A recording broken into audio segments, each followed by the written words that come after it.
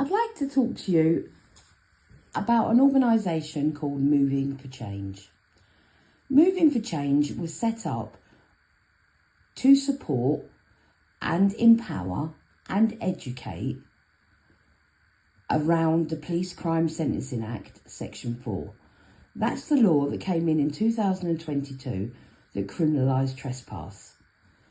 They're funded by the lottery as commissioners, basically. Now, what that means is they are meant to receive a huge amount of funding from the lottery, and they're meant to distribute that funding via a network of some are organisations, some are universities, some are community members.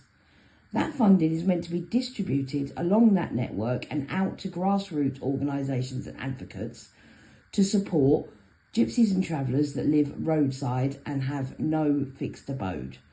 So basically the ones that are being shunted up and down the road and criminalised for trespass. Now in reality, that's not what happened. What happens is there are what are called spokes. Now these spokes, they are training spokes, there are communication spokes, there are policy spokes, and there are others. The board of Moving for Change is made up of all the major organisations.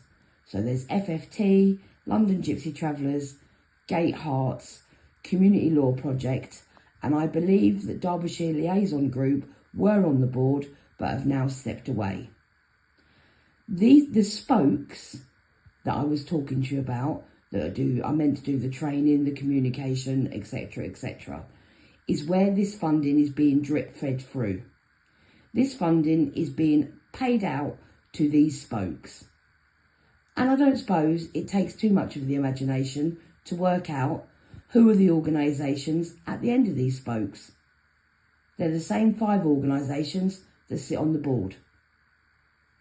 So the funding that's going to Moving for Change, the majority of it, not all of it, some of it has been fed out through the networks. Some people within the network have been paid to do research. I did a research project. A very small research project, but I did a research project and wrote a paper.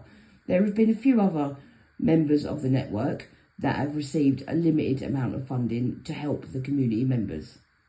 However, the majority of that funding, the vast majority of that funding, is being drip fed out through those spokes to the same organisations that sit on the board. Those same organisations are also funded by the lottery. So does that not mean that the lottery are double funding these organisations?